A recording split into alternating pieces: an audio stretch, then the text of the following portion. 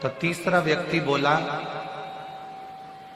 कि गंगा जी अब अभी तक सब जीवों को कृतार्थ कर रही थी, अब गंगा जी स्वयं शिव महापुराण की कथा सुनने के लिए शांति पूर्वक आनंद के साथ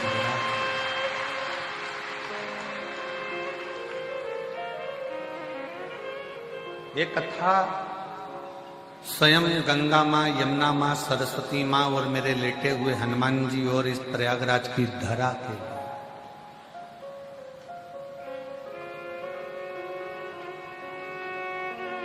20 दिन पहले आपने क्या खाया था? सुबह 11 बजे आपको मालूम है क्या? जम के बोलो जरा। 1 महीने पहले आपने क्या खाया था? 12 तारीख को शाम को 4 बजे, आपको याद नहीं? सुबह क्या खाया 20 दिन पहले, आपको याद नहीं? 8 दिन पहले क्या खाया, आपको याद नहीं? पर जो भी खाया वो तुम्हारे शरीर में रक्त बना और रक्त बनकर वो तुम्हारे शरीर में चलता रहा। जो खाया वो रक्त बन गया और रक्त बनकर चलता रहा। प्रयागराज में आप कथा श्रवण कर रहे हैं आस्था चैनल के माध्यम से, फेसबुक यूट्यूब के माध्यम से, और इस त्रिवेणी संगम के घाट पर बैठकर कथा सुन रहे हो। भले कथा आपको याद रहे ना रहे, भले शिव महापुराण की कथा आपके स्मरण में रहे ना रहे, पर इतना जरूर याद रखना कि ये प्रयागराज में सुनी हुई शिव पुराण की कथा तुम्हारी जिंदगी में कभी ना कभी काम जरूर आएगी और तुम्हारा कल्याण होगा।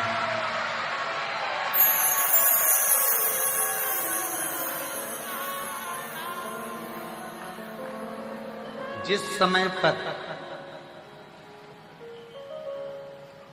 समय पर तुम्हें जरूरत पड़ेगी उस समय पर ये प्रयागराज की शिव पुराण तुम्हारे सम्मुख में खड़ी मिलेगी।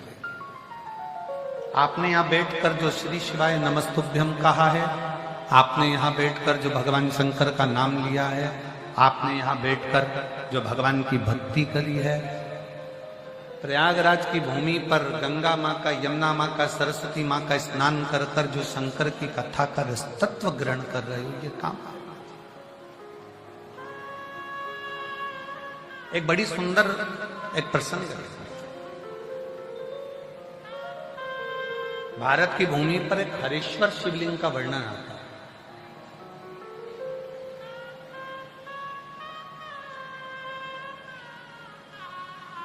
भारत की भूमि पर एक ऐसा शिवलिंग, हरीश्वर शिवलिंग, जिसका चरित्र स्कंद पुराण में भी आता है, लिंग पुराण में भी आता है और शिव महापुराण में भी वर्णन आता है।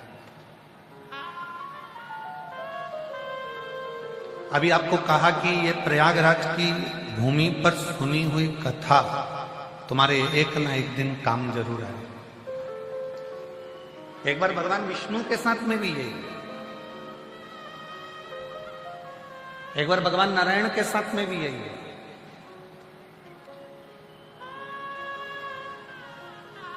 दैत्य गुरु शुक्राचार्य जी का एक शिष्य था, असुर प्रवृत्ति का।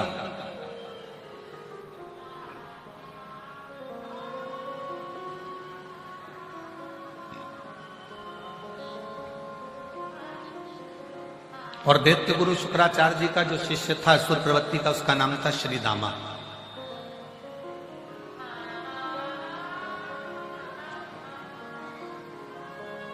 बड़ी असुर प्रवृत्ति थी उसकी।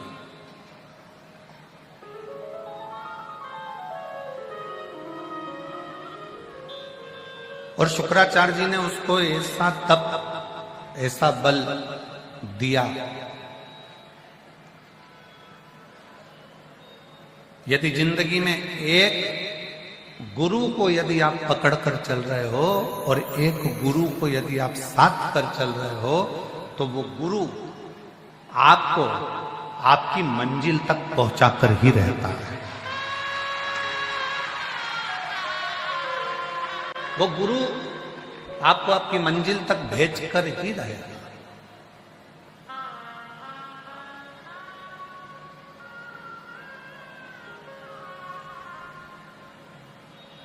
अभी परसों के दिन 12 तारीख को माघी पूर्णिमा के दिन बाबा जी के साथ त्रिवेणी का स्नान करने का सौभाग्य मिला।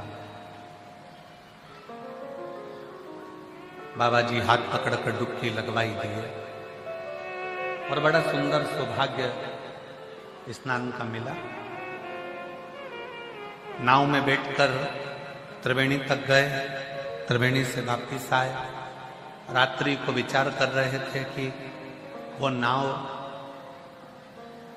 कितने यात्रियों को पार लगा देती है, पर आखिरी में वो नाव पानी में अकेली खड़ी रहती है।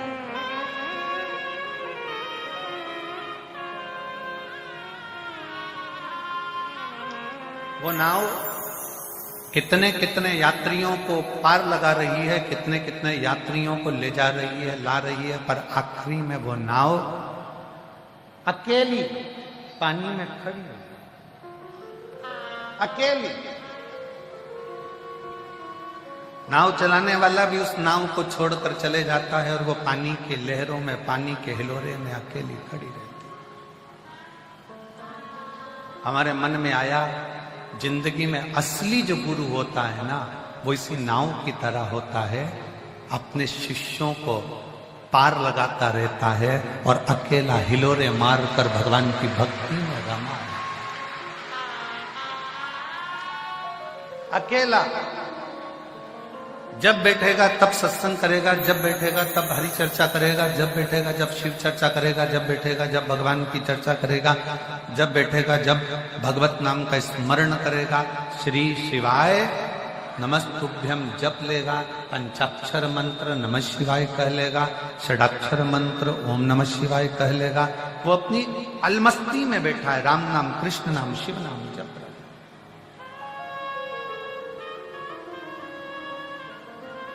असली गुरु का काम यही है, अपने शिष्य को मंजिल तक पहुंचा देता और खुद उस लहरों में, राम नाम, कृष्ण नाम, शिव नाम की लहरों में अकेले लेकर उछलते उछलते। जितनी नाव यात्रियों के बैठने पर नहीं उछलती, उतनी नाव जब अकेली खड़ी रहती है तो पानी के थोड़े से हिलोरे से उछलती। गुरु अपने शिष्यों को पार लगा देता है और फिर अकेला, फिर एकांत में, फिर शांति से बैठकर वही राम नाम, कृष्ण नाम, शिव नाम के हिलोरे में लगा रहता है, उसी हिलोरे, उसी भक्ति में। श्री शिवाय नमस्तुभ्यं, श्री शिवाय नमस्तुभ्यं, श्री शिवाय नमस्तुभ्यं, श्री शिवाय नमस्तुभ्यं। अपने हिलोरे में, अपनी मस्ती में, अपने भजन में डूबे, अपनी भक्ति में डूबे। आपको लगा होगा कि महाराज जी प्रयागराज आए हैं तो बाहर मिलेंगे, घूमते मिलेंगे, पर आप बाबा जी के आश्रम में भी किसी से पूछ सकते हो कि हम अपना कमरा छोड़कर बाहर नहीं निकले। केवल आज बाबा जी को हैप्पी वैलेंटाइन डे कहना था, इसलिए आ गए थे।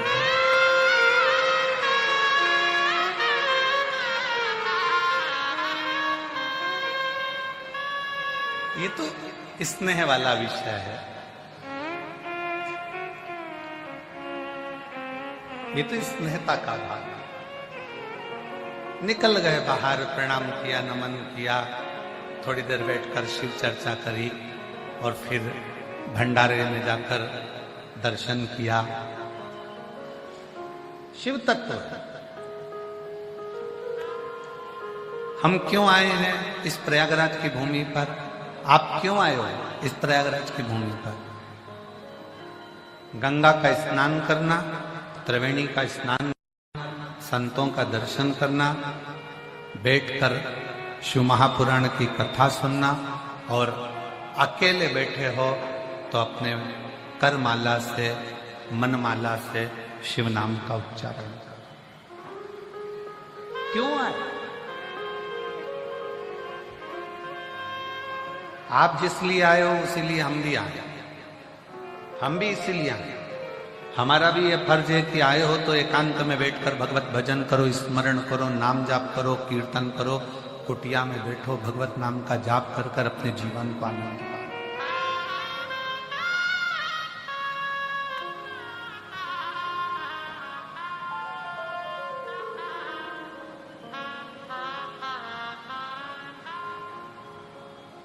शिव पुराण कहती है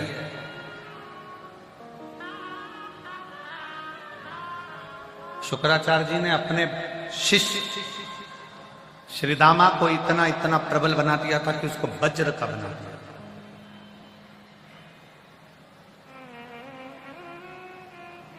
शरीर वज्र का हो गया। एक शिष्य में और एक गुरु में, दोनों में लगन का होना चाहिए। शिष्य भटके ना और गुरु भटकाए ना। शिष्य में और गुरु में दोनों में लगनता होना चाहिए। शिष्य भटके ना और गुरु भटकाए।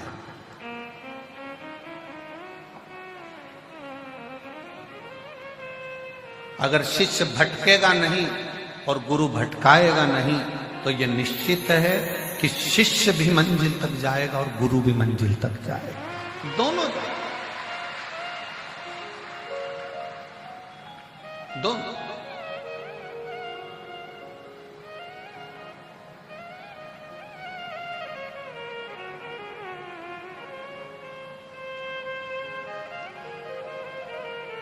आप शिव महापुराण की कथा को सुनने के लिए आए हो, शंकर भगवान की कथा का रसपान करने के लिए आए हो। आपके अंदर शिव तत्व को श्रवण करने की, भगवान शंकर की कथा को श्रवण करने की एक ललकता है।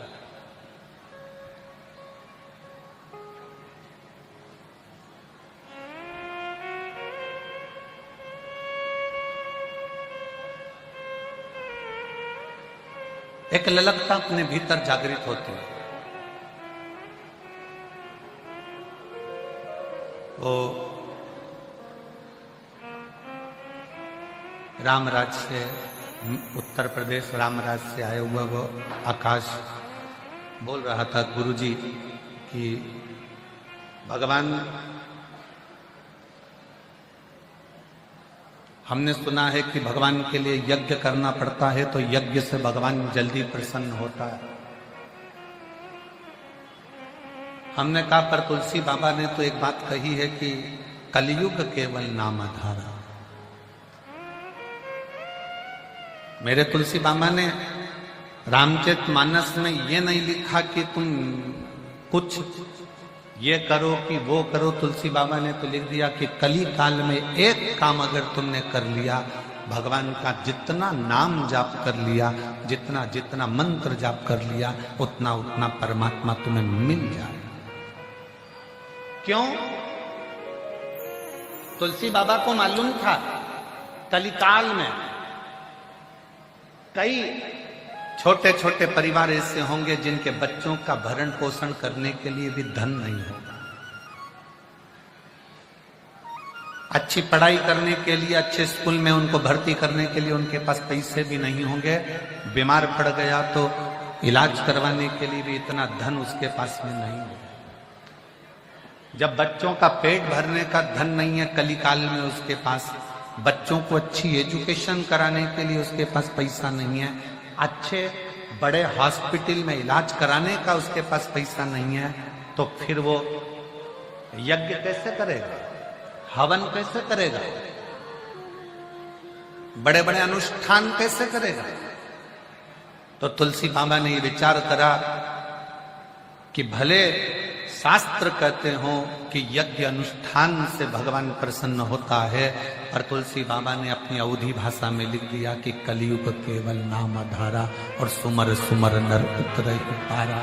कलयुग में बाबा ने कह दिया कि तुम नाम जाप करो, तुम भगवान का भजन करो, तुम मंत्र जाप करो। जितना जितना तुम भगवान का भजन करोगे, मंत्र जाप करोगे, जितना जितना तुम नाम जाप करोगे, उतना उतना भगवान के करीब आ जाओगे।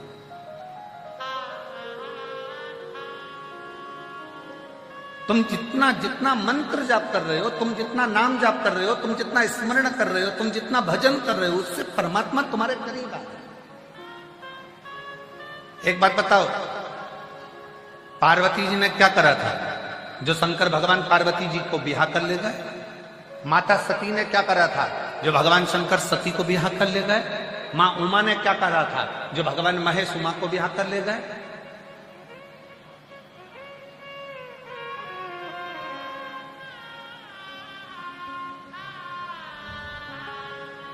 करा क्या था उन्होंने? केवल एक ही काम करा है। मां पार्वती गुफा में जाकर बैठ गई और भगवान शंकर की अविरल भक्ति में लग गई। पार्थिव शिवलिंग का निर्माण और शिव नाम का जाप। मां सती ने क्या करा? एकांत में चली जाती थी माता सती, और एकांत में जाकर ऐसी कोई नदी, ऐसा कोई तालाब, ऐसी कोई बावड़ी, ऐसा कोई सरोवर नहीं जिस सरोवर के तट पर बैठकर माता सती ने भगवान शंकर के पार्थिव लिंग का पूजन ना करा और शिव के नाम का जाप ना करा।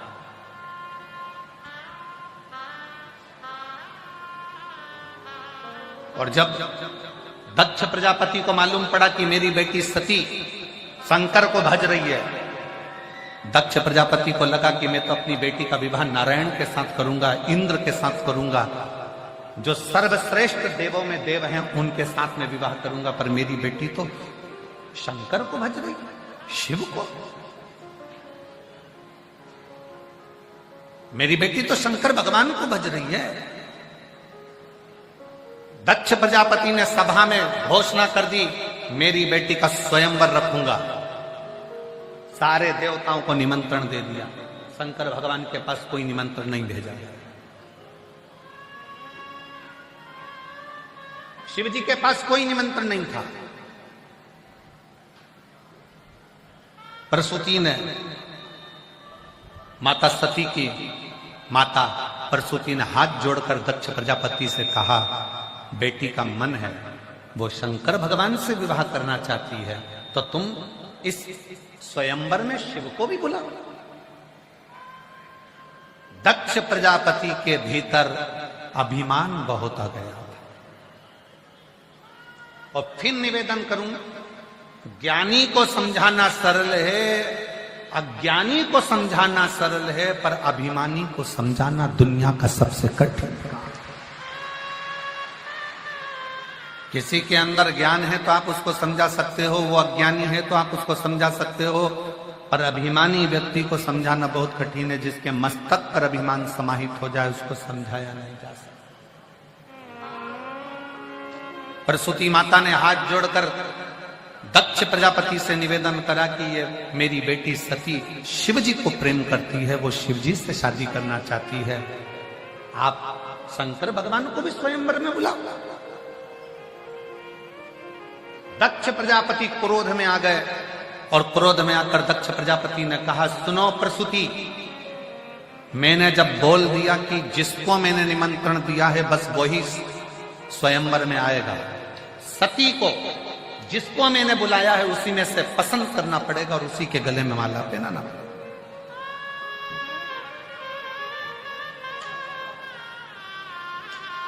प्रसूति दक्ष प्रजापति के हाथ जोड़कर कहती है, मेरी एक विनती स्वीकार कर लीजिए, शिव को जरूर बुला लीजिए। जिसके घर में शंकर नहीं होता, जिसके दिल में शंकर नहीं होता, जिस पूजन में शंकर नहीं होता, जिसके मंत्र में शंकर नहीं होता, जिसकी आराधना में शंकर नहीं होता, वो आराधना नहीं मानी जाती। जिसका घर में शंकर नहीं होता वो घर नहीं, शमशान माना जाता। आप 1000 माला भगवान की कर रहे हो, तुम्हारे मंत्र जाप की कर रहे हो, अगर उसमें शंकर का नाम नहीं है उस माला के अंतर्गत, उस मंत्र में एक मंत्र अगर तुमने शिव का उच्चारण नहीं किया तो उस माला का कोई मतलब नहीं है। तुम व्रत कर रहे हो, उस व्रत में भी अगर शंकर का नाम नहीं लिया है तो वो व्रत का कोई मूलता नहीं। शिव के बिना सब सुन। प्रसूति कर रही मेरी हाथ जोड़कर विनय है, सती का स्वयंवर है, सबको बुलाओ, पर मेरा निवेदन स्वीकार करो, आप शंकर भगवान को भी बुलाओ।